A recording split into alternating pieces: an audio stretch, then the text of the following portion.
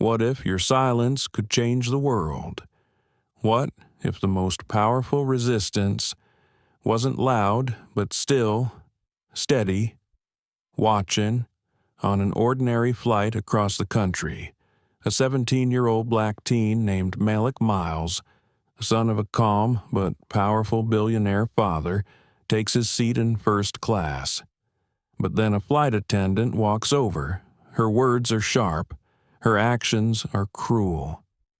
Seconds later, the entire flight halts. Why was a quiet boy seen as a threat? What did he do that shook the whole airline industry? And who was watching silently from row 2? This isn't just a story about injustice. It's about how dignity fights back without ever raising its voice. It's about a father's protection, a son's resilience, and a world forced to look in the mirror. You think you've heard stories like this before.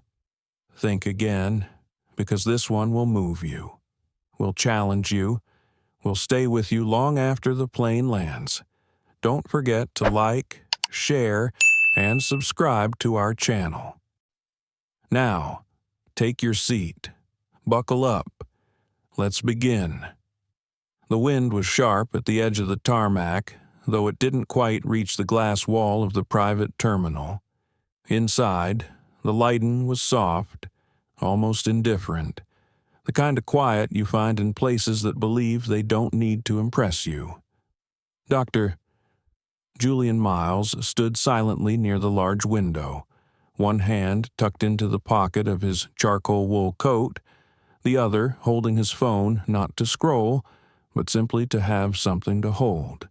His 17-year-old son, Malik, paced nearby, hoodie half-zipped, earbuds out but still dangling from his ears. His backpack was slung over one shoulder, the way teenagers always wore them, like they were never staying long. "You could have sent the driver," Malik muttered. "It's not like you needed to come with me to the airport." Julian turned slowly toward his son. His voice, when he spoke, was even low. "I wanted to make sure you got through security without problems." Malik scoffed, not cruelly, just exhausted. "You mean without being searched?" Again, Julian's gaze stayed steady. "It's not paranoia if it keeps happening." The intercom announced pre-boarding for Flight 611 to San Francisco. Their flight. Malik shifted his weight. "They're not going to let me just walk on," he said. Julian offered a gentle, almost tired smile. "Let them try." The gate agent, a younger white man in a pressed Navy uniform, looked up when Julian and Malik approached. His smile flickered. He scanned Malik first, then Julian, and his smile returned. "Good evening, sir. You're in first class," he asked, directing the question vaguely between them. Julian nodded. "Seats 2A and 2B. The man looked at the screen again and hesitated just a beat too long. "All right, then. Welcome aboard." Julian motioned for Malik to go first. As they entered the jet bridge, Malik whispered over his shoulder, "It's always like this. Always." Julian didn't answer. Not because he disagreed, but because he'd run out of new ways to say the same things. Inside the cabin, the air smelled of filtered citrus and leather seats. First class was half empty, plush and hushed. That's when they met her. Lauren Whitmore, flight attendant, mid-40s, blonde hair tucked back in a tight bun, navy blazer perfectly pressed, smile too thin to trust. Her eyes locked on Malik. "Excuse me," she said briskly. "Can I help you?" Julian stepped in before his son could answer. "We're seated in 2A and 2B. Lauren glanced down at the boarding passes, then back at Malik. She didn't say anything for a second. Then, in that professionally cold tone that only people who've mastered superiority can deliver, she said, "I'll need to recheck your seats. Please wait." She walked off without waiting for a response. Malik leaned close to his father. "It's happening again." Julian looked ahead, jaw tight. "It's a delay, not a denial. Don't escalate it before they do." Malik sat down anyway. 2A. He opened his sketchbook, trying to shake it off. Lines and shadows formed beneath his pencil as his mind wandered to a piece he'd started the night before. A portrait of his mother. Her eyes, her silence. Lauren returned. "We've confirmed your seats, but please refrain from switching until after takeoff." Julian gave her a nod. "We didn't switch." Her smile flickered again and vanished. She turned to a white couple boarding behind them. "Welcome right this way. Would you like water before takeoff?" Julian looked over at Malik. He saw it, the shift, not rage, not defiance, just a crack, a hairline fracture of dignity. "She skipped us," Malik said softly. "I know," Julian replied. They sat in silence as boarding continued. Malik didn't draw any more. He just stared ahead. Julian's mind, meanwhile, spun. He thought about the last time someone had questioned his presence in a luxury space. The gala. The valet who didn't believe he owned the Aston Martin. The reporter who assumed he was someone's security detail. He had let it go, every time. But Malik had not lived through the same years. He was not built for silence the same way. And maybe that was good. Julian leaned back in his seat and closed his eyes. Not to sleep, but to prepare. The captain's voice came through the speaker. "Ladies and gentlemen, welcome aboard Flight 611. We'll be in the air shortly.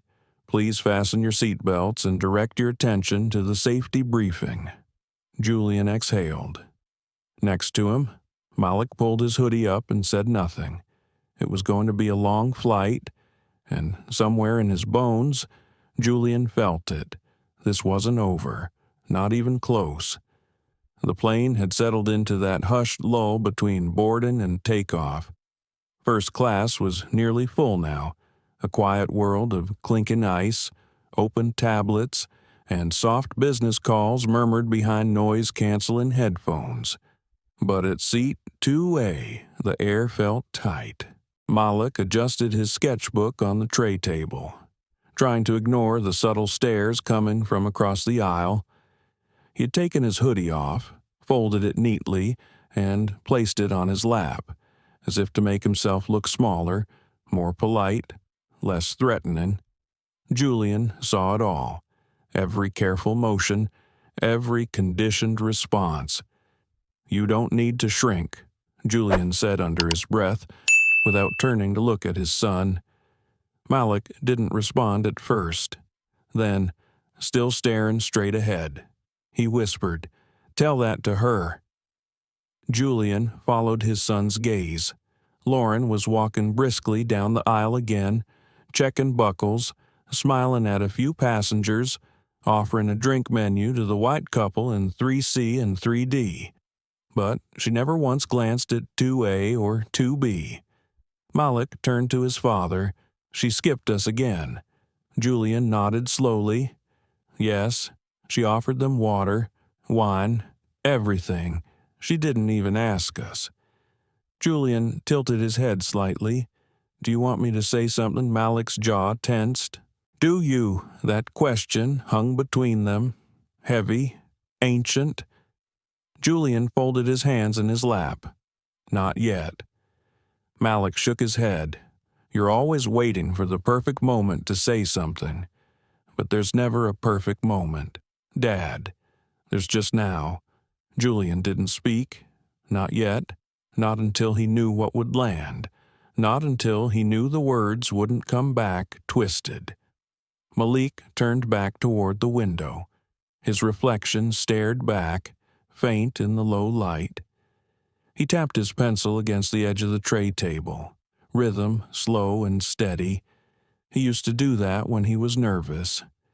His mother used to place her hand over his and whisper, "Draw it out of your chest. Baby, let it go with the lead." But she wasn't here now. Lauren approached again. This time, her tone was clipped. "I'm going to need to check that overhead bin." Julian raised his brows. "For what reason?" She gave a tight-lipped smile. "Just a routine security protocol." Julian glanced up. "The bin hasn't been opened since we boarded." "I'll check it anyway," she replied, voice thin as paper. Julian moved his knees to the side, allowing her access. She opened the bin, looked inside for a full 2 seconds, then closed it again. "Thank you," she said, as if granting them some quiet favor. Malik shook his head, this time unable to hold it in. She didn't check anyone else's bin. Julian remained calm. "You're right. So why don't you?" "Because I'm watching." Julian interrupted gently. "Because there's more power in documenting a pattern than reacting to the first thread." Malik leaned back in his seat. "And what if she keeps pulling the whole pattern over our heads?" Julian looked at his son for a long moment. His voice softened. "Then we wait until the thread wraps around her." Lauren returned moments later, now with a tray. She passed drinks to 3C and 3D, then to 1A and 1B, then turned to head back to the galley. Malik raised his hand slightly. "Excuse me, can I get a bottle of water?" Lauren turned halfway, barely. "We'll begin service after takeoff." Malik's eyebrows lifted. "You just served them." She didn't reply. She simply walked away. Malik looked at his father. "She's not even trying to hide it." Julian remained still. "Look at me," Malik said, louder now. "Tell me you're okay with this." Julian finally turned, eyes locking on his son's. "I'm not. But I'm not okay with you letting her break your peace either." Malik's voice dropped. "It's not peace if it comes from pretending." That sentence cracked something in Julian.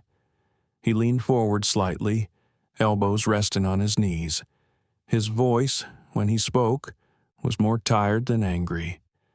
"When I was your age, I got pulled over, walking home from a study group. They made me lie on the pavement while people watched from their porches. I didn't fight.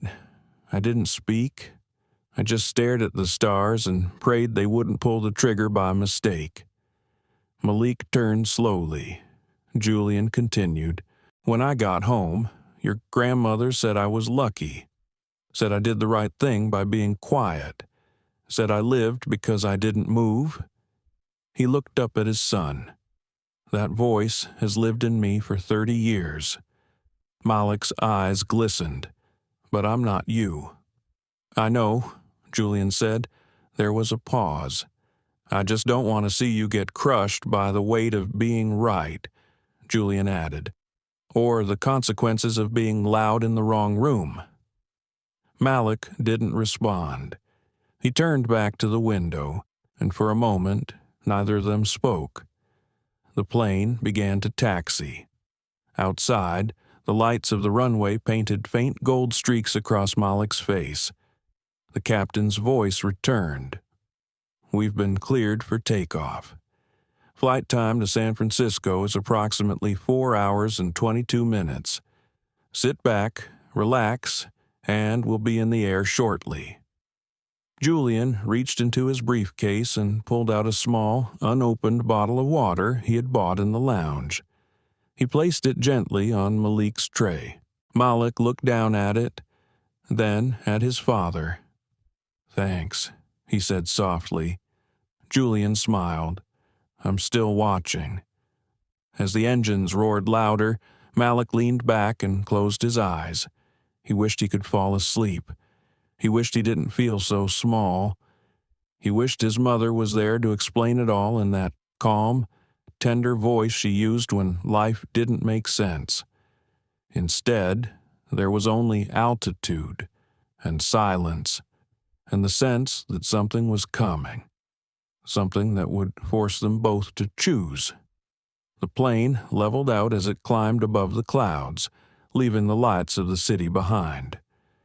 Cabin lights dimmed slightly, casting a quiet amber hue over the seats.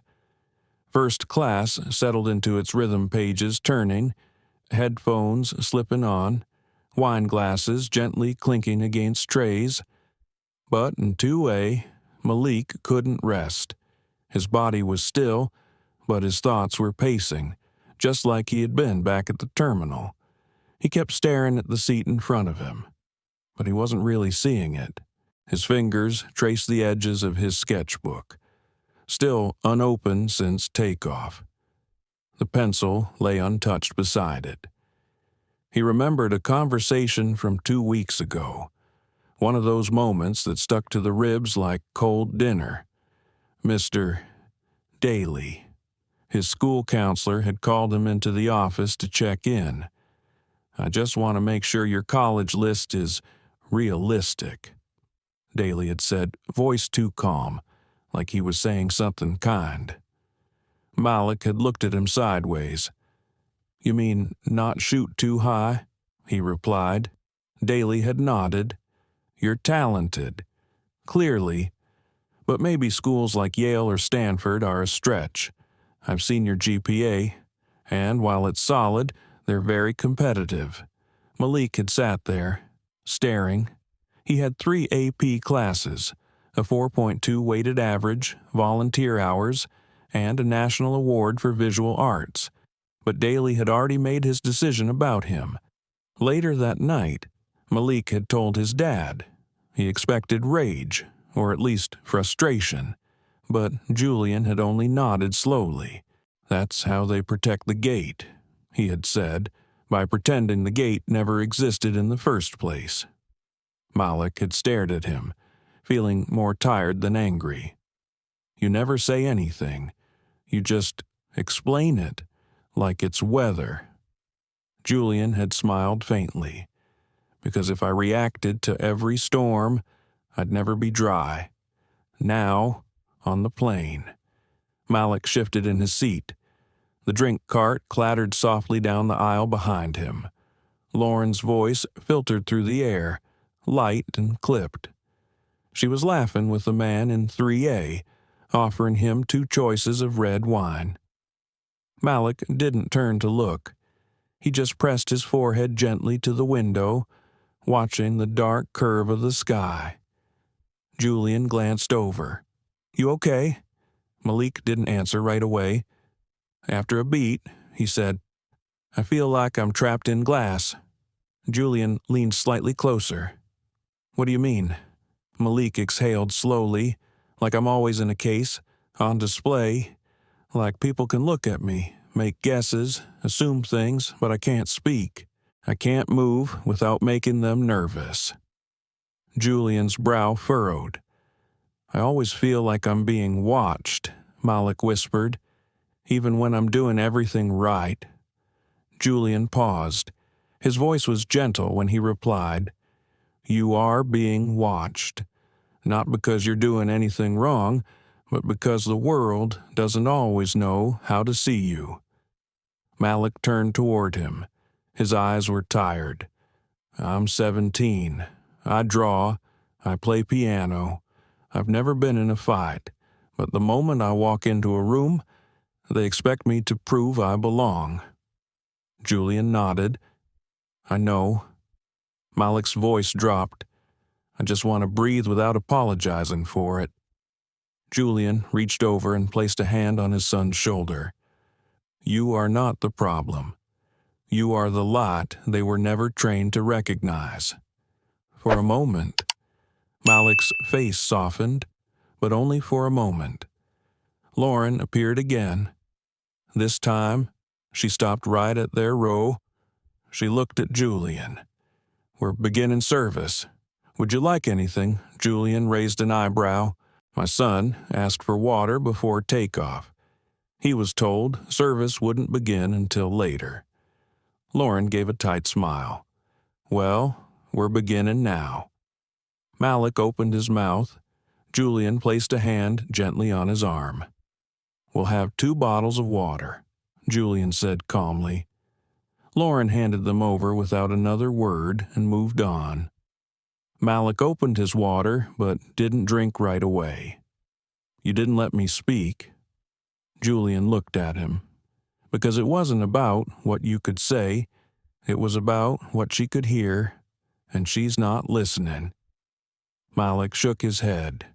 "You keep protecting me from the fire, but sometimes I think you're also keeping me from the fight." Julian sat with that. "I've fought my whole life," he said quietly, "but I chose a different kind of weapon. Presence, poise, and when the moment's right, precision." Malik closed his eyes. "I just don't know if I can live like that." Julian nodded. "Then maybe your fight will look different from mine." Silence settled between them. Outside the window, the stars blinked faintly against the vast black sky. Malik opened his sketchbook. For a while, he just stared at the page. Then he began to draw. Not his mother's eyes this time. This time, it was something different. A boy, alone on a bench. Shadows around him, light blooming behind. A figure standing nearby, older, watching, not touching, just letting the boy be seen. Julian leaned back in his seat, letting the moment breathe. He knew something was shifting, not just in the plane, but in Malik, and in himself, because he was starting to wonder if silence, though safe, had also cost them something sacred.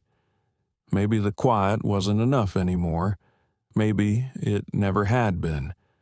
Somewhere over Colorado, the plane hit its first patch of turbulence. It wasn't sharp or violent, just a low rumble beneath the feet, a reminder that even in the sky, control is mostly an illusion. The captain's voice crackled over the speakers. "Ladies and gentlemen, we're experiencing some mild turbulence. Please remain seated with your seatbelts fastened." Malik barely flinched. He had his pencil in hand now, shading the bench beneath the sketched boy. The lines were sharp, angled, not the soft curves he usually drew.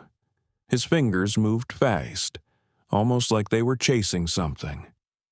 Julian watched quietly from beside him. He didn't say anything, but he noticed the tension in his son's jaw, the way he exhaled through his nose instead of his mouth, the way his knees bounced in tiny, controlled rhythms. A few rows back, a passenger called for a flight attendant.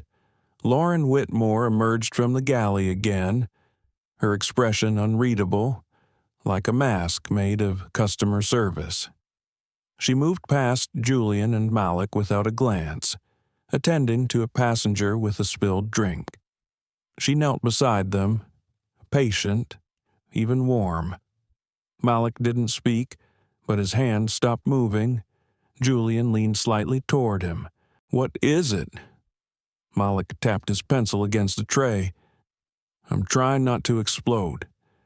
Julian blinked slowly. "Talk to me." Malik's voice was barely a whisper. "She keeps acting like we're not here, but I feel like I'm on fire." Julian glanced at him. Malik was pale. His hand trembled slightly as he reached for his water. Julian frowned. "Are you okay?" Malik shook his head. "I don't know."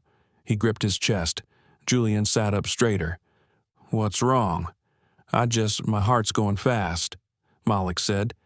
"And I can't. I feel tight. All over." Julian pressed the call button immediately. Lauren returned moments later, her face neutral. Julian didn't waste time. "My son is experiencing chest tightness. He's pale and his hands are shaking." Lauren folded her arms. "Is he prone to anxiety?" Julian's voice dropped to a calm that was louder than any shout. "Get the medical kit, now." Lauren hesitated, then turned sharply and disappeared toward the galley. Julian turned back to Malik, who had now closed his eyes and was breathing shallowly. "Stay with me," Julian said, his hand resting gently on Malik's arm. "Breathe in through your nose, slowly, out through your mouth." Malik nodded weakly. Passengers nearby began to notice. One woman in 1B turned and peered between the seats. A few murmurs rose. Lauren returned with the kit and a younger male flight attendant, who looked unsure. "I'm not a medical professional," the attendant said quickly. "We'll ask if anyone on board can assist." Julian opened the kit himself. "I'm certified in emergency care," he said. "Start the announcement." Lauren looked uncomfortable, but did it. "Ladies and gentlemen, if there's a doctor or nurse on board, please press your call button. We have a passenger in medical distress." A few seconds later, a chime rang out from further down the cabin. A woman stood up, calm and confident. "I'm a pediatric nurse," she said, "Carla Nguyen." She walked down the aisle and knelt beside Malik with practiced ease. Julian moved aside but stayed close. Carla looked Malik over, checked his pulse, and gently placed a hand on his shoulder. "You're okay," she said softly. "You're just having a panic episode. It feels like your chest is closing in, but you're safe. You hear me? I've got you." Malik blinked at her, still trembling. "You're doing great. Just keep breathing with me." Lauren hovered behind them. Julian turned to her. "Bring a cool towel and some sugar packets or juice." She looked irritated. "We're not technically allowed to." Julian cut her off. "I'm not asking. I'm telling you." Lauren froze. Passengers were watching now, and something shifted in the air. It was small, subtle, but it changed the temperature of the cabin. Lauren left without another word. Julian turned back to Carla, who was now gently massaging Malik's palm. "He's stabilizing," she said softly, "but it would help if he could lie down." Julian stood immediately and motioned to the man behind them. "Excuse me, sir. My son needs space. Can we swap rows?" The man looked startled but nodded and stood up quickly. Lauren returned with the towel and juice, her mouth tight. Julian took the items and thanked her without looking up. Malik sipped the juice slowly, the color returning to his face. Carla stayed by his side for several minutes until his breathing evened out. Finally, she stood. "He's going to be okay, but he needs rest, and someone needs to file a formal report when we land. This kind of emotional distress doesn't happen in a vacuum." Julian nodded, eyes still on his son. Carla looked at Lauren. "And your service decisions will need to be reviewed." Lauren's jaw tightened, but she said nothing. She turned and walked away. Julian leaned down beside Malik, who was now reclined and breathing normally. "You did nothing wrong," Julian whispered. Malik's eyes fluttered open. "I didn't want it to happen like that." Julian gave a soft smile. "You didn't make this moment, but you're surviving it." The words hung in the space between them like a thread. From that moment on, nothing on that plane would feel the same. The silence had been broken, and the passengers were beginning to pay attention. For 20 minutes after Malik's panic attack, the cabin returned to an uneasy quiet. Passengers whispered in low tones. A few side glances lingered longer than usual. One man near the back of first class typed furiously on his laptop, pretending not to be listening. But everyone was. Malik rested with his eyes half closed in the seat behind his father. He was pale but stable now. The juice had helped. So had Carla's voice. So had the feeling that someone, anyone, believed him. Julian sat upright in the seat beside him, shoulders square, heart guarded. His mind was a machine now, already documenting, remembering every interaction, every skipped service, every refusal, every delay.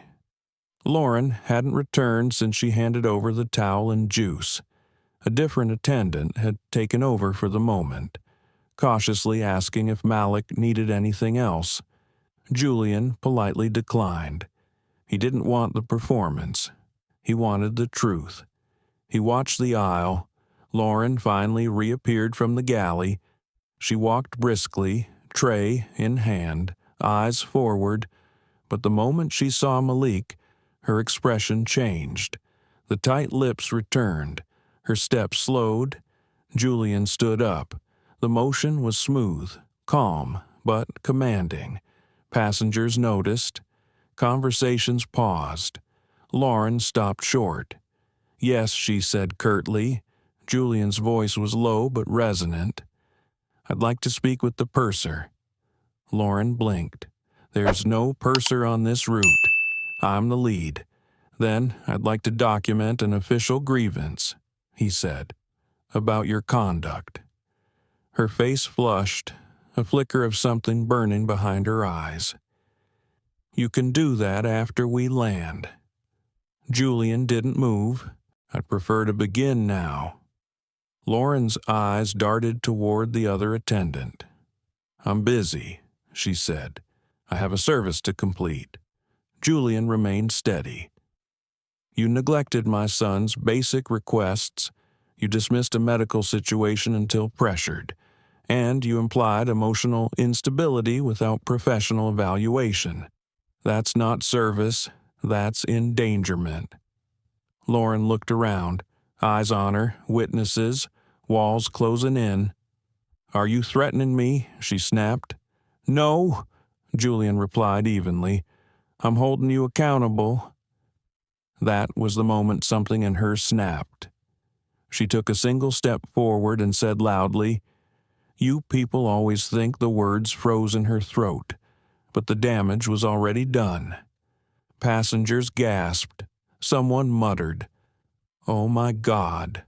Malik sat up, eyes wide, his heart pounding again for a different reason now. Julian's face was stone. Lauren looked like she wanted to snatch the words back. Before she could recover, Malik stood. He didn't say anything. He just looked at her. His body was shaking, but not with fear. Lauren turned toward him. "Sit down," she ordered. "You're not cleared to be standing." Malik didn't move. Julian's voice was calm. "He has the right to stand." Lauren took a step closer to Malik. "You're making a scene." Julian raised a hand slightly. "Back away from my son." And then it happened. In one impulsive, heated motion, Lauren reached forward and slapped Malik across the face. The sound cracked through the cabin like lightning. Passengers gasped audibly. One woman screamed. A phone dropped to the floor. Carla stood up so fast her chair flew backward. Julian surged forward, catching Malik before he could fall. Malik's face was twisted in shock, his cheek already blooming red. The silence that followed was not silence at all. It was fury, held breath, disbelief. Julian turned to Lauren, voice trembling with contained power. "You just assaulted a minor." Lauren stepped back, hand shaking. He was aggressive. He stood up. Carla stormed forward. "I saw everything. You put your hands on him. He never touched you. He never even raised his voice." Other passengers chimed in. "I saw it too. She hit him. Someone call the pilot. This is abuse." Lauren backed away, stumbling slightly. The second attendant rushed forward, panicked. "Captain Vance has been alerted," he said, eyes wide. "He's on his way." Julian helped Malik back into his seat, his arm steady around his son's back. Malik's eyes welled with tears, but he didn't cry. He just sat there, not broken, but something inside him had changed. Carla knelt beside them again. "Sweetheart, look at me. You're okay. You're not alone." Malik nodded slowly. "I didn't do anything." Julian's hand tightened slightly on his shoulder. "You never had to." Captain Roger Vance entered the cabin moments later, his expression severe.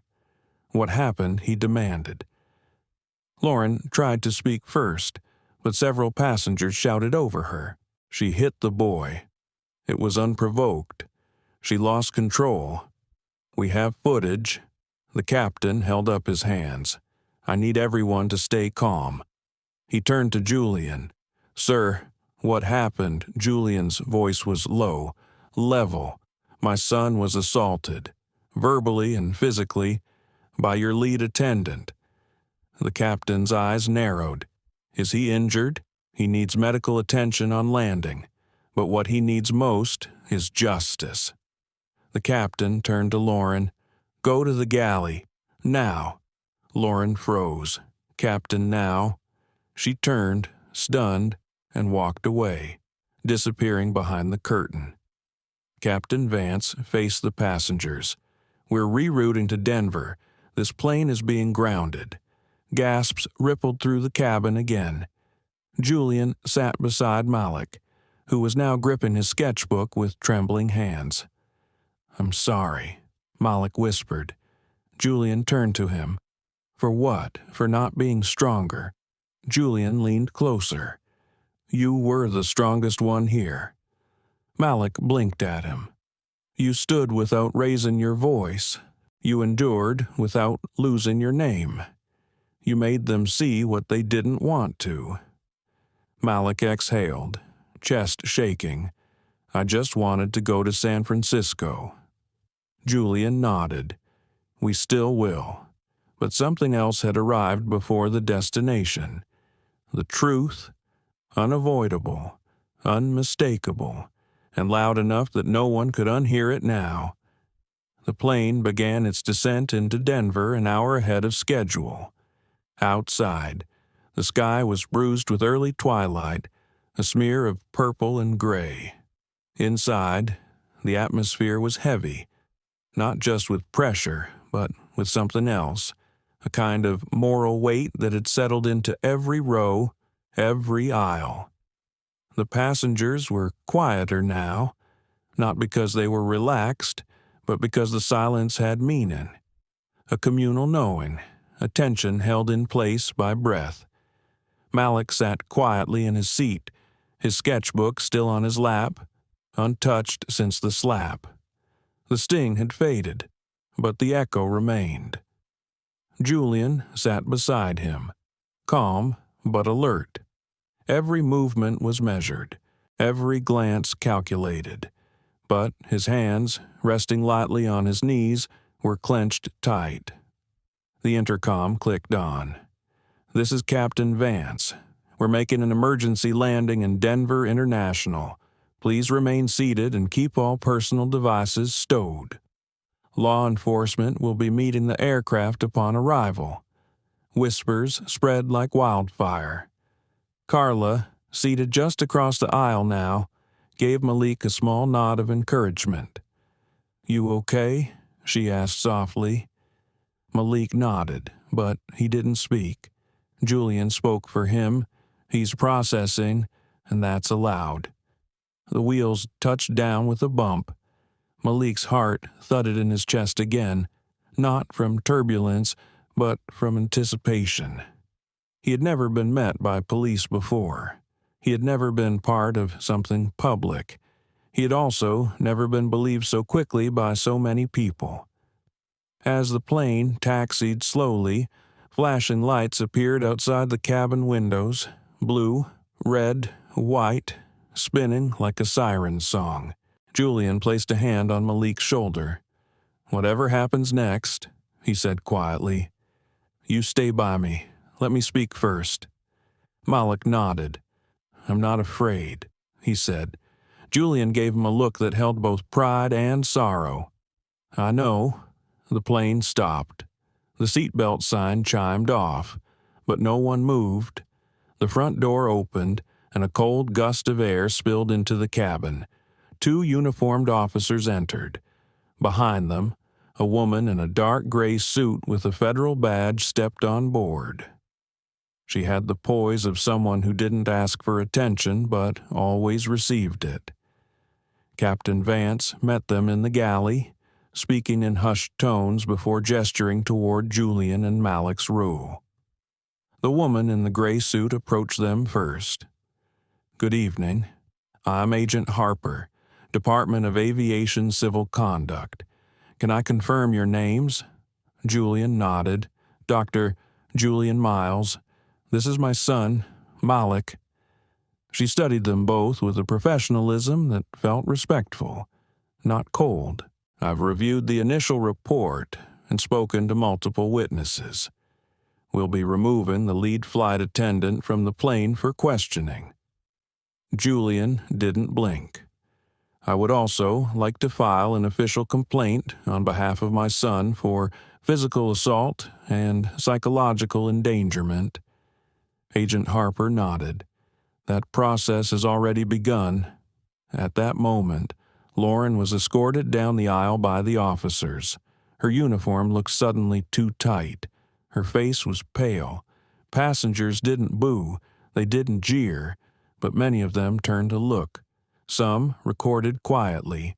Others simply stared, like witnesses to something sacred. Malik didn't watch her go.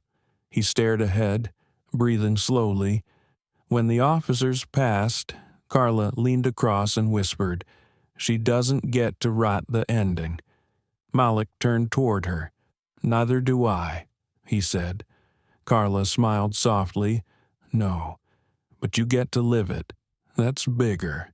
A few moments later, a man stepped onto the plane, tall, black, late 50s, impeccably dressed. His presence shifted the air. Julian rose immediately. "Donovan," he said, surprised.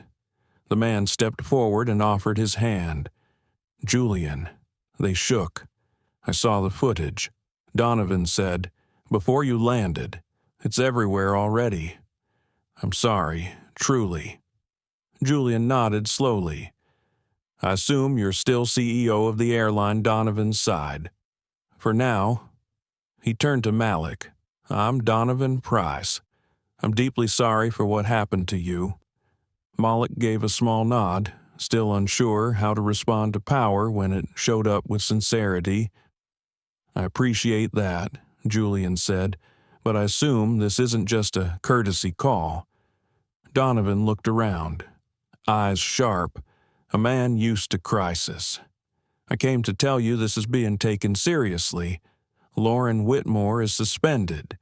The union's already preparing a response. There's going to be noise." Julian crossed his arms. And consequences, Donovan didn't flinch. "Yes." He handed Julian a card. "This is my direct line. No legal team, no handlers. If you want to speak to the board, I'll make space." Julian studied the card, then tucked it into his breast pocket. "I'm not interested in theater. I want policy." Donovan nodded. "Understood." He glanced at Malik again. "You didn't deserve any of this," he said softly. Malik's voice was quiet but steady. "But I lived it. So now we do something with it." Donovan blinked, then smiled faintly. "I see your father in you." As the passengers began to disembark, many stopped at Malik's row. A middle-aged woman with silver braids said, "You held yourself with dignity." A younger man in a hoodie added, "It was wrong, all of it. I've got the video if you need a copy." A little girl, maybe 7, waved shyly at him. "You were brave," she whispered. Malik smiled for the first time in hours. Julian watched silently, his chest rising slowly, pride tangled with grief. As they exited the plane, the air outside felt strange, colder, but lighter. Julian placed a hand on Malik's back. "You okay?" Malik nodded slowly. "Not okay, but better." Julian smiled. "That's enough for now."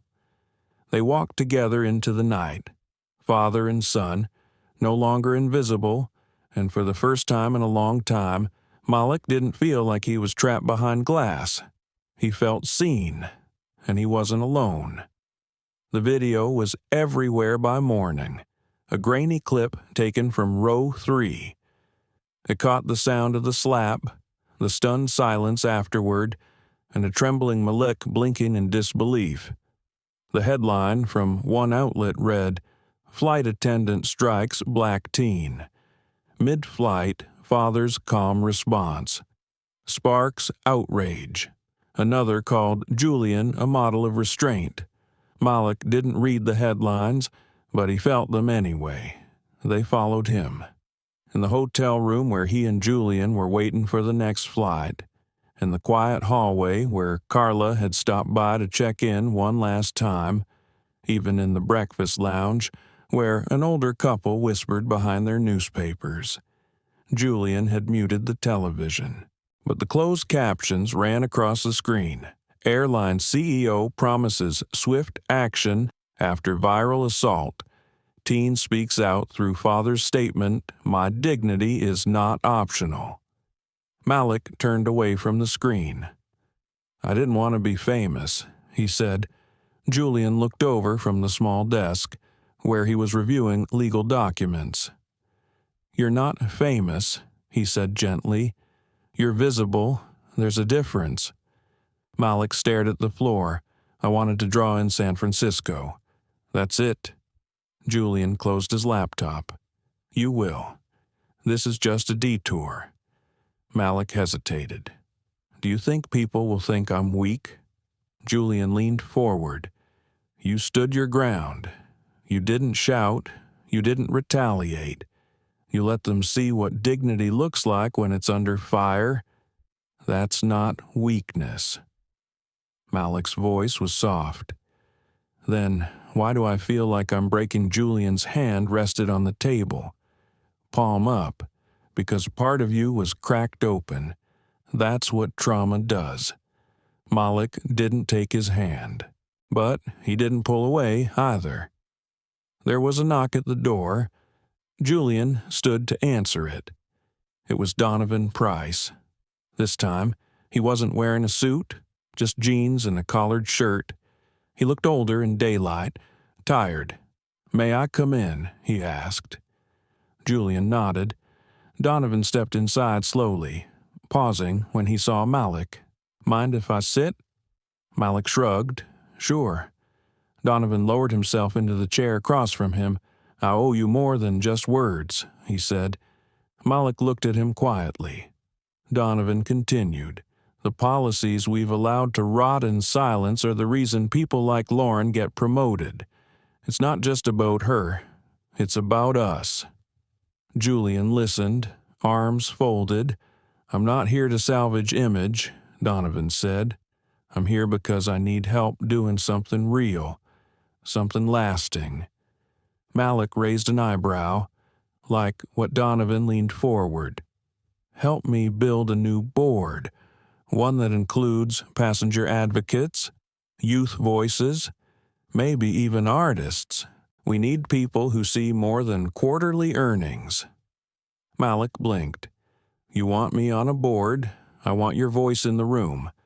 Whether you're speaking or drawing." Julian looked impressed, but cautious. "And what do you get in return?" he asked. Donovan smiled faintly. "Sleep." Malik didn't answer right away. The idea felt too big, too serious, too far from the boy who just wanted to sketch people on a train platform in San Francisco. "I need time," Malik said. "You've got it," Donovan replied. He stood to leave, but turned back once more. "You're not here because of one slap," he said. "You're here because you didn't disappear after it." After he left, the room was quiet again. Malik picked up his sketchbook and stared at the blank page. Then he drew. This time it wasn't a person. It was a hand. Open, firm, reaching outward, not clenched in a fist. It took 30 minutes. When Julian finally came over, he said nothing. He just looked. It's not a protest. Malik said. Julian nodded. It's a truth. That afternoon, a call came from a television producer. Then a message from a civil rights attorney. Then a direct message from a school in Oakland asking if Malik would speak to their students. Julian filtered most of it. Malik didn't want to be a symbol. He wanted to feel again, not just react. Later that night, as they walked outside the hotel for some air, a woman approached them at the crosswalk. "I'm sorry," she said softly, placing a hand on her chest. "For what you went through?" Julian started to thank her, but the woman turned to Malik. "I saw you," she said. "You didn't look away, even when it hurt. That matters." Malik nodded. "Thanks," he whispered. As they walked on, Julian placed a hand on his shoulder. "You doing okay? I don't know." Malik replied. Julian smiled slightly. "That's okay, too." They kept walking. The city buzzed around them. Horns, footsteps, neon light bouncing off windows. Malik looked up at the stars, barely visible above the buildings. "I feel like everything's different now," he said. Julian nodded. "It is, but different doesn't mean worse. It just means uncharted." Malik thought about that. "Do I have to keep talking to reporters?" Julian paused. "You don't owe anyone your pain. But you do have a voice now. What you do with it, that's yours to decide." Malik kicked a small pebble on the sidewalk.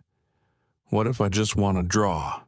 "Then draw," Julian said, "and let the world come to you." They returned to the hotel. Malik opened his sketchbook again before bed. This time he drew a plane in the sky, but not just any plane. It had broken open mid-air, and from the rupture, tiny figures were falling, but they had parachutes and wings. One of them looked like him. He didn't write a caption. He didn't need to. The television studio was smaller than Malik expected. There were no sweeping stages or giant spotlights, just soft lighting, a few cameras on tripods, and a green room that smelled faintly of coffee and nerves.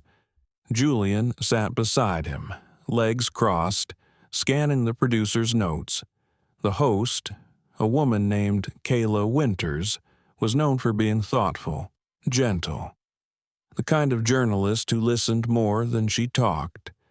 That was why they had agreed. Malik wore a navy sweater and jeans.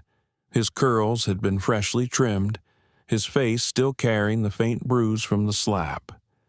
He wasn't there to relive it. He was there to say something that mattered. "Are you nervous?" Julian asked. Malik shrugged, more like unsure. Of what Malik looked down at his hands. What I even want to say. Julian closed the folder in his lap. "Then don't worry about saying what they expect. Say what's true for you. That's enough." Kayla entered the room with a warm smile. "Malik, Julian, I'm honored you're here. We'll keep this conversation respectful. No pressure. We want your story and your voice." Malik nodded, still unsure how much of his voice he actually wanted to share. The cameras rolled 10 minutes later. Kayla's tone was calm, her questions thoughtful. She didn't start with the slap. She started with the sketchbook. "You've been drawing since you were a kid. Do you remember why you started?" Malik blinked. That wasn't the question he expected. "I think I just liked the way it felt," he said slowly, "like I could make sense of the world when I couldn't say it out loud." Kayla smiled. "Do you still feel that way now?" He hesitated. Sometimes. Has that changed since the flight? Malik looked at the floor, then back at her. Yeah, he said. Now I feel like the world wants to make sense of me. There was a pause. It was soft, but powerful. Julian, watching from the side of the set, felt his chest rise a little. Kayla leaned forward slightly. Do you feel like the world is listening? Malik thought about that. The world is watching, he said. But listening? That's different. I think some people are, but others just want a headline, a quick fix, something to post about before they move on. Kayla nodded slowly. What do you want people to understand about what happened to you? Malik exhaled. That I'm not a symbol. I'm a person. I had a panic attack. I got hit. I didn't ask to be an example of anything. But now that people are listening, I guess I just want them to stop assuming who belongs and who doesn't. She gave him space to breathe. And how do you think we start changing? That Malik glanced at the camera, then back at her. By believing kids the first time. By listening when someone says they're scared. And by not making someone prove their worth in order to be safe? Kayla nodded. That's powerful. Malik looked down at his hands again. And maybe adults should ask themselves who they protect and why. Because some people saw what happened and stayed silent. And that silence is part of it. Julian closed his eyes for a second. That sentence hit like truth. The interview continued for another 15 minutes. They didn't show the slap. They didn't play the video. They showed Malik's art instead. His drawing of the broken plane and the parachuting figures. His sketch of the flight crew eyes blank, hands hiding name tags, and one drawing of his father, calm, still. With an open palm extended outward, when the cameras stopped, Kayla stood and shook his hand. You said what needed to be said, she told him, and you said it your way. Malik offered a small smile. Julian came over and placed a hand on his son's back. I'm proud of you, he said simply, as they walked back to the car. Malik finally spoke. I thought talking would make it worse. Julian looked over, and it didn't make it better. Malik admitted, but it made it real. Julian nodded. There's healing in being real. They rode in silence for a while. The city passed outside the window. Office towers, malls, billboards advertising vacation packages and prescription drugs. At a red light, Malik asked something unexpected. Do you think she regrets it? Julian turned his head. Lauren Malik nodded. Julian paused. I think she regrets getting caught, but I don't know if she regrets the harm. Malik stared out the window. I don't hate her, he said quietly. Julian didn't speak. I'm angry, but hating her won't change what she did, and I don't want to carry that weight. Julian nodded slowly. That's your choice, and that takes strength. Malik turned to him. Do you hate her? Julian thought about it. I hate what she represents. The system that made her feel untouchable. The pattern that repeats. But her, I don't know. I just want her to face the truth. Malik nodded. Me too. That night, the interview aired across the country. Messages poured in. Some were full of support, from teachers, from counselors, from other teens who had been overlooked, dismissed, profiled. Others were cruel. Trolls calling Malik soft, liars, snowflakes. Julian filtered most of them, but Malik insisted on reading at least a few. Not to hurt himself, but to remind himself why it mattered. because the world didn't change from silence, and he wasn't afraid of noise anymore. The next morning, he sat on the hotel bed, sketching again. This time it was an airport, dozens of people in line. Some looked impatient, others scared, but one child was standing apart, eyes closed, hands stretched out wide, like wings. Julian came to check on him. "What's that one called?" Malik tilted the sketch slightly. "Landing." Julian smiled. Soft or hard, Malik looked down at the drawing. Still deciding. The conference room on the 43rd floor of Aerovista's corporate headquarters was everything Malik imagined a power boardroom would be: glass walls, polished stone table, minimalist furniture. It was designed to impress, not invite. Julian stood by the window, looking out over the skyline.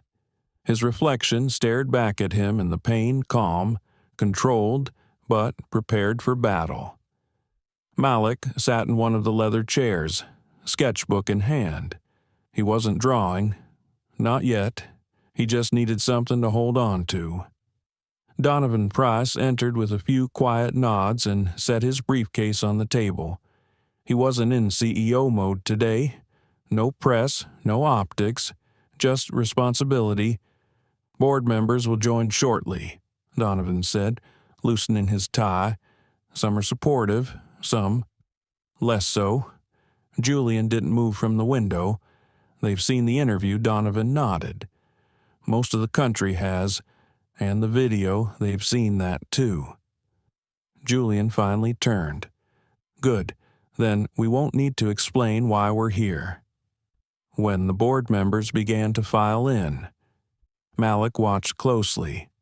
There was a woman in her 60s with silver hair and sharp eyes, a middle-aged man in a gray suit with a corporate stiffness that reminded him of Lauren, a young black man with glasses and a quiet intensity, and several others, some guarded, others curious. They took their seats, murmuring greetings. Donovan stood at the head of the table. "Thank you all for being here. We've convened this special session to address what occurred on Flight 718. Many of you have reviewed the footage, the press response, and the public statements." He gestured to Julian and Malik. "This is Dr. Julian Myles and his son, Malik. I invited them here because this conversation cannot happen without the people most affected in the room." The man in the gray suit, Arthur Lanning, according to the nameplate, cleared his throat. "With respect, I'd like to remind the board that internal policy matters are typically discussed in closed session." Julian stepped forward, calm but firm. "Then perhaps the problem is that this board has been having closed sessions while its employees harm people in public." Arthur sat back, frowning. The silver-haired woman, Nancy Cheng, leaned forward. "Dr. Myles, we've followed your statements with care, and Malik, I want to thank you. Speaking up isn't easy." Malik gave a small nod. Nancy continued. "We'd like to hear your thoughts directly, if you're willing." Malik glanced at Julian, then stood slowly. His voice was quiet but clear. "I didn't come here to be a symbol. I came because this happened to me, and to kids like me all the time. It's not just about one slap. It's about the way people like Lauren feel entitled to decide who belongs where, without consequence." He looked around the room. "You can release statements, fire a few people, make a donation, but unless you change the system, this will happen again. And maybe next time, someone won't just get slapped, they'll get hurt worse." There was silence. Nancy folded her hands thoughtfully. Arthur scribbled something into his folder. Donovan turned to Julian.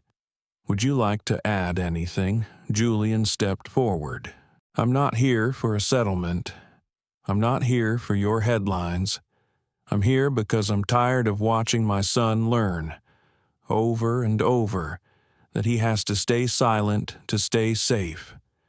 He looked at each board member in turn. You've built a culture that rewards silence and punishes visibility. Your training materials focus on efficiency, not empathy. Your hiring pipeline rewards loyalty, not diversity of thought. And your flight crews are often the front line of that bias. Arthur interrupted. We do have DEI protocols in place, Dr. Myles. Julian held up a hand. With all due respect, your protocols are reactive, not preventative. You check boxes, but you don't challenge assumptions. You hire black and brown faces, but you don't empower their voices. You protect the brand, not the people. A heavy silence followed. Then Malik spoke again, quieter this time. I want to draw for people who feel unseen. That's what I've always wanted. But now I know what it's like to be punished just for being visible. You can fix that, but you have to want to. Nancy tapped her pen against the table, then turned to Donovan. What are you proposing? Donovan, he looked toward Julian, then back at the board. We need a structural overhaul, beginning with the Civilian Advisory Board, half of whom are from communities most affected by flight discrimination, including youth, artists, veterans, parents, not just industry professionals. Arthur frowned. That's unprecedented, Julian replied evenly. So was my son being assaulted at 30,000 feet while others watched. Donovan continued. We also need to change crew training, hiring practices, conflict de-escalation protocol, and customer advocacy access. Starting now, the man in glasses, who had been silent until now, finally spoke. Who leads this reform? Donovan looked at Julian. I'd like Dr. Myles to co-chair the advisory board. Julian raised his eyebrows. I didn't ask for that. No, Donovan said, but you're the only one who walked into this room without needing to. Julian thought for a moment. Then he nodded once. I'll help, but only if this isn't just for PR. If this gets watered down, I walk. Nancy spoke up again. Agreed. Let's vote on establishing the advisory board now. If it passes, we move forward immediately. The vote was 6-2 in favor. When it passed, Malik felt something shift in the room. Not victory, but a beginning. After the meeting, Julian and Malik rode the elevator down in silence. As they stepped outside into the soft afternoon sun, Julian finally spoke. How do you feel? Malik hesitated, like something cracked open, and maybe light got in. Julian smiled. Light's a good start. That night, Malik sat on the balcony of their hotel, sketchbook open in his lap. This time he drew a boardroom, but instead of chairs, the seats were filled with everyday people, nurses, janitors, teachers, students, and at the head of the table, a mirror, reflecting whoever looked at it. When Julian came out to join him, he asked, What's this one called? Malik closed the book gently. Open session. The school was quiet when they arrived. A small charter in Oakland tucked between a park and a faded laundromat. The principal, a petite woman named Ms.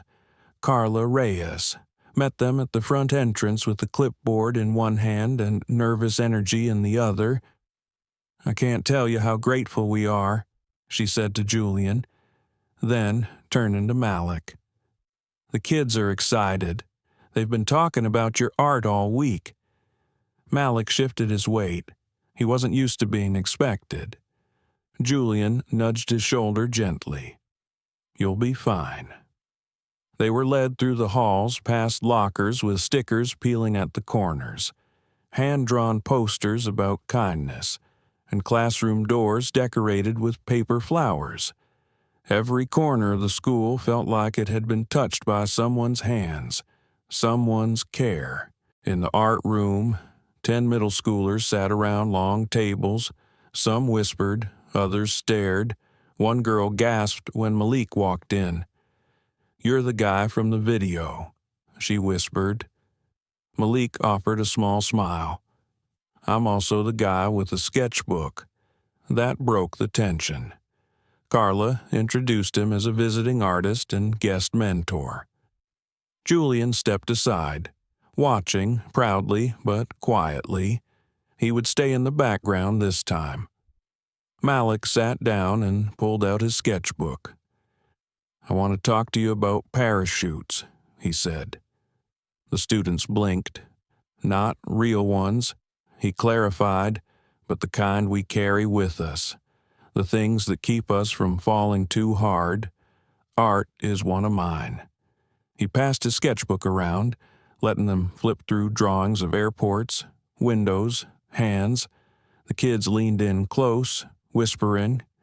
"You made these after what happened a boy named Theo asked. Some," Malik said. "Some I made before. Some during. Some when I couldn't sleep." A girl raised her hand. "Were you scared?" "Yes," Malik said honestly. And mad yes again. "So how come you didn't, yell?" Malik paused. "Because I needed to protect something. My peace, my breath, and yelling. It didn't feel like it would help me keep those things. But that doesn't mean yelling is wrong. Sometimes it's right. Sometimes it's needed. Just not for me. Not in that moment." The room was quiet. Then Malik handed out blank sheets of paper. "I want you to draw your parachutes. What helps you float when the world feels too heavy." The students got to work. Crayons, pencils, markers. One kid drew her grandma's house with a big porch and a swing. Another drew music notes around a giant pair of headphones. Theo drew a tree with deep roots and branches full of little faces. Malik walked the room slowly, stopping to compliment details, asking small questions. He didn't lecture. He listened. Julian watched from the back. Arms folded, there was a softness to his expression. He didn't show in boardrooms. After class, as the students cleaned up, Carla pulled Malik aside. "You gave them something today," she said. "They gave me something back." Malik replied. On the drive home, he sat quietly in the back seat, watching the city pass by in shades of gray and gold. Julian checked the rearview mirror. "You okay?" Malik nodded. "That was good." Julian smiled. "You were great." Malik looked out the window. "I think I needed that more than I knew." That night, back at the apartment, Malik found a stack of unopened mail on the table. Some of it was junk. Some were letters from strangers. He hesitated, then picked up one. It was written in careful, looping script. "Dear Malik, I'm 12. I saw your drawing on TV. I showed it to my little brother because he gets scared at school. We decided to make our own drawings of wings. Thank you for showing me that drawing is a kind of flying. Sincerely, Ari." Malik read it twice, then folded it neatly and slid it into the back pocket of his sketchbook. He didn't tell Julian about the letter. Some things were meant to be held in silence. Later that week, Julian was invited to speak at a legal conference on corporate ethics. He asked Malik if he wanted to join. Malik shook his head. "I think I want to stay grounded for a bit." Julian nodded. "Grounded is good." He paused. "Flying is too." Malik smiled. The next day, he walked alone to the bookstore. He browsed the art section, then wandered into the children's aisle. A little girl with pigtails was sitting on the floor flipping through a picture book. She looked up at him with wide eyes. "You're the boy on the news," she said. Malik crouched beside her. "Maybe," he replied, "but right now I'm just a boy looking for books."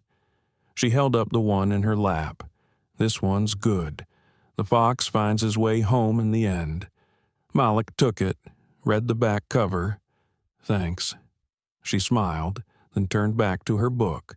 He bought it. On the way out, the cashier, a college-aged woman with glasses, handed him a note. "I saw your interview." I cried. She said, "Thank you for reminding me that quiet can be powerful too." Malik walked home slower than usual. That night, he drew something new, a fox under a star-filled sky. Beside it, a boy sitting on a hill, sketchbook in hand. In the corner, he wrote a title, "Finding the Way Back." Julian walked by and peeked over his shoulder. "You're working on something?" Malik nodded. "I think. Maybe a book." Julian raised his eyebrows. "For kids? For anyone who's ever needed a parachute?" Julian squeezed his shoulder. "I'd buy that." Malik looked at him, then down at the sketch. "Me too." The airport felt different this time. Not smaller, not less overwhelming, but somehow less sharp. The same white light poured down from the ceiling. The same announcements crackled overhead. But for Malik, it no longer felt like a place where he could vanish. It felt like a place he could choose to walk through. Julian noticed it too. He watched his son step through the sliding doors with no hesitation, no checking behind him, no shrinking into his hoodie. Malik had grown taller somehow, though his height hadn't changed. "Flight leaves in 45, Julian said, glancing at the monitor.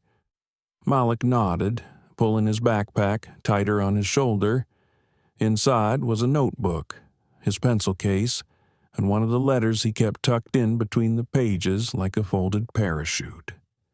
They had been invited to speak at an educators' summit in Seattle, something Malik had almost turned down. But then one day, quietly, he had said yes. "I think it matters," he told Julian, "but only if I say it my way." Julian hadn't pushed him. He never did. At security, a TSA officer waved them forward. Malik offered his boarding pass calmly, then stepped through the scanner. No incident, no questions, no sidelong looks, and yet, even in that silence, Julian felt something rise in him, a tension so deeply ingrained he almost didn't recognize it. Not fear, but memory.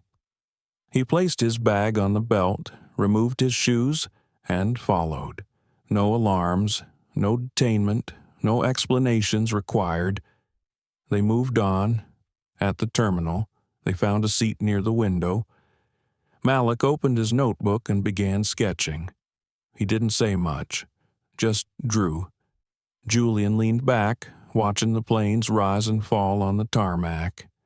They had done this before, years ago, the two of them traveling together. But there was something different now.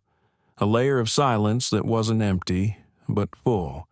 Full of things they'd faced, full of truths that had once remained unspoken. Julian finally broke the quiet. "You remember your first flight?" Malik nodded without looking up. "Yeah. You held my hand too tight."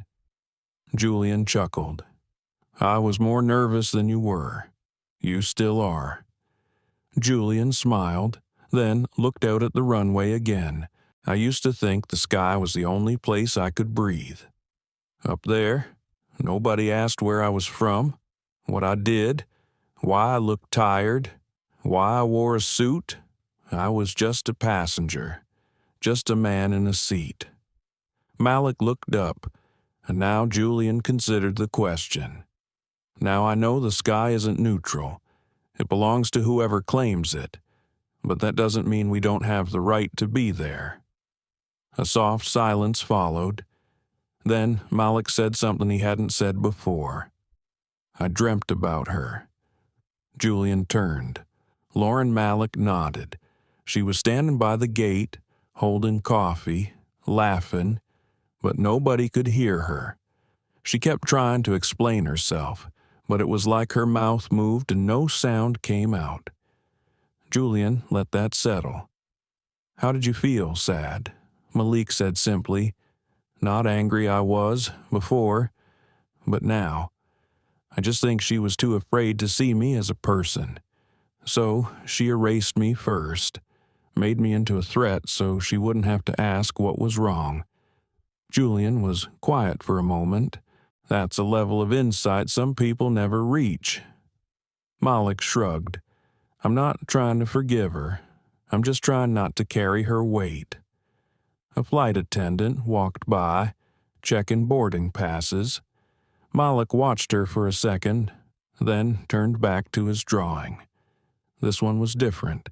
It showed a boy standing on the wing of a plane, his arms open wide. Below him, clouds curved like waves, and in the distance another figure reaching back, not pulling him forward, but walking beside him. Julian leaned over. "What's this one called?" Malik paused, pencil still in hand.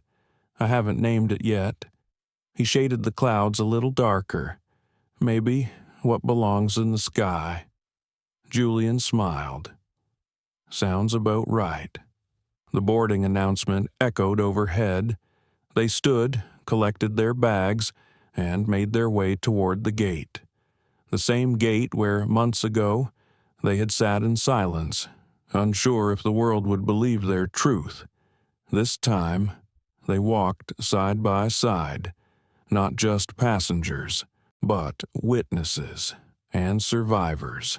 As they boarded, the flight crew greeted them with calm nods, no hesitation, no strange glances. One young steward, a Latino man with kind eyes, even said quietly, "Glad to have you both on board." Malik nodded. "Thanks." They took their seats in row 3. No one questioned them. No one demanded they move, and Malik didn't shrink. He leaned against the window, notebook in his lap, pen dancing softly across the page. Julian opened a book but didn't read. He watched his son instead. Saw the way Malik carried himself now, not loudly, but without apology. It reminded him of the boy he used to hold during thunderstorms, the one who once clung to his shirt, afraid of the sky's sudden roar. Now, here he was, flying straight into it. Midway through the flight, Malik tapped his father's arm. "Can I tell you something?" Julian closed the book. "Anything. I used to think strength meant not showing anything, not crying, not freezing, just staying calm." Julian nodded. "And now I think strength is just surviving without shutting down who you are, holding on to softness, even when the world tries to make you hard." Julian swallowed. "That's one of the most honest definitions I've ever heard." Malik looked back out the window. "The clouds are really close today. They always are," Julian said. "It's just that we forget." As the plane descended, the flight crew made announcements. Passengers gathered their things, the usual choreography. But for Malik and Julian, this landing meant something different. Not the end of a trip, but the beginning of something else. Maybe it wasn't justice, not completely, but it was movement. And sometimes, movement was enough to remind you that your story wasn't finished yet. When the wheels touched down, Malik reached into his backpack and pulled out Ari's letter. He reread it quietly, then tucked it away again. Julian saw the motion and asked, "What was that?" Malik just smiled. "A parachute." The auditorium lights were warm, not harsh, not fluorescent, just soft enough to feel like evening sunlight spilling through a window. The summit was held in a community center in downtown Seattle. Folding chairs arranged in gentle arcs, Teachers, counselors, students, artists, even airline executives sat shoulder to shoulder. Some wore lanyards, others denim jackets or faded blazers. No uniforms, just people. On stage. Julian waited quietly at the side, letting Malik take the center. He didn't stand behind a podium. He didn't carry cue cards. He walked to the center with just a sketchbook in his hands and a single mic clipped to his collar. There were maybe 200 people in the audience, but to Malik, it felt like one conversation, one room, one heartbeat. He began simply, "My name is Malik Myles. I'm 17, I like drawing, and a few months ago, someone decided that who I was didn't belong where I was sitting." He paused. In first class, there was a hush. No rustling, just listening. I didn't shout, I didn't fight back, I sat still. But in that moment, I felt something inside me go silent. Not just my voice, my sense of place. He opened his sketchbook and held it up. A camera zoomed in on the screen behind him. His drawing appeared. It was the one with the boy on the wing. This was how I felt. Alone. Small. Like I had to balance between standing up and staying safe. And some part of me thought, if I just stayed still long enough, maybe the world would remember I was a person. A breath. But that's the thing. I shouldn't have had to wait for the world to remember, because I never stopped being one. Someone near the front wiped their eyes. Malik continued, more slowly now. After the video went viral, people called me brave.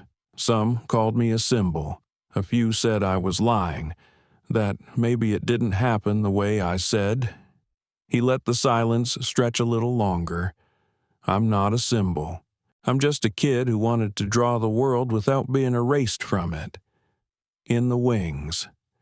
Julian stood still, hands folded in front of him. No one had asked him to speak, but he was asked to be present, and that felt right. Malik clicked the remote and changed the screen. Now it showed dozens of parachutes, the ones the kids had drawn at the Oakland school. Music notes, houses, trees, faces. These are parachutes, Malik said, the things that keep us from falling too hard. Mine was art, but it could be kindness, a safe adult, a window to look through, a book, a breath. He looked out over the crowd. Airplanes aren't just machines, they're spaces, and every space carries a question, who do we believe belongs here? That question matters, and the answer, if we're honest, has not always been fair. A low murmur of agreement. Malik looked down at his sketchbook, then back up. Belonging isn't earned through silence. It's a birthright. The room stayed quiet. No one moved. Then, slowly, applause began. Not loud, but steady, like rain starting on a quiet morning. Julian stepped forward and joined him on stage. When the applause faded, he cleared his throat. "I want to say something to the parents in the room," he began, especially the fathers. He looked at Malik, then back at the audience. When your child is hurt, your instinct is to protect. But protection is not always about speaking louder. Sometimes it's about listening better. Sometimes it's about letting them lead. He placed a hand gently on Malik's shoulder. "My son taught me that silence is not the absence of strength. It's often where it grows." After the event, people came forward. A teacher asked for extra copies of Malik's drawings. A counselor invited him to a mental health workshop. An older black couple simply hugged him and said, "Thank you for not disappearing." Malik didn't say much, but he smiled more than usual. That night, back at the hotel, Julian surprised him. He handed Malik a small manila envelope. "What's this?" Malik asked. "Something I started a while ago," Julian replied. Inside was the draft of a children's book, typed neatly, titled "What Belongs in the Sky." "It's your story," Julian said. "Told your way." But, with my voice beside it, Malik turned the pages slowly. There were blank spaces for illustrations. "You want me to draw it?" he asked. Julian nodded. "I think we already are." They spent the evening side by side, not talking much, just sketching and editing. The television stayed off. The phones remained silent, just pencils and paper, ink and breath. A few weeks later, back in California, Malik mailed a signed copy of one of his prints to the student named Ari. He included a note: "You helped me land when I wasn't sure I could. Never stopped drawing wings." Malik one morning. He woke to find his artwork had been posted in a school district's diversity campaign. Beneath his drawing of the open hand was a caption: "Dignity is not optional. Belonging is not a reward. It is the starting point." Malik didn't repost it. He didn't need to. It was out there. It was working. That summer, Julian took him flying again, just the two of them. This time, Malik chose the seat's window and aisle, row 3. As the plane lifted off, he looked down at the patchwork of fields and rivers, cities and roads. He didn't feel small anymore. He felt real. The kind of real that doesn't vanish when someone else looks away. When they landed, the flight attendant said, "It was a pleasure having you both." Malik looked at her carefully and smiled. "You too." As they stepped off the plane, Julian whispered, "You're not just part of the sky now." Malik raised an eyebrow. "What am I?" Julian placed a hand over his heart. "You're part of the map.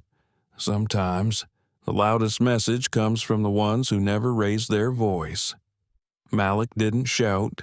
He didn't scream. He simply stayed still and let the world reveal itself. But make no mistake, this wasn't just one bad flight. It was a mirror held up to a system that too often sees color before character, position before presence, fear before fact. And yet, from that pain came something extraordinary. A young man who turned silence into art, a father who chose protection through presence, and a nation that paused, if only for a moment, to ask, who do we believe deserves to belong, as Malik's drawing now hangs in classrooms, as his voice echoes in auditoriums. We are reminded belonging is not a reward, it is a right. So if this story moved you, if it made you think, or made you feel, please like, share, and subscribe to our channel. We have more stories to tell, stories that challenge, that comfort, that change the narrative, because sometimes the seat you fight to stay in becomes the story that won't let the world forget you. Until next time, stay kind, stay strong, and keep listening.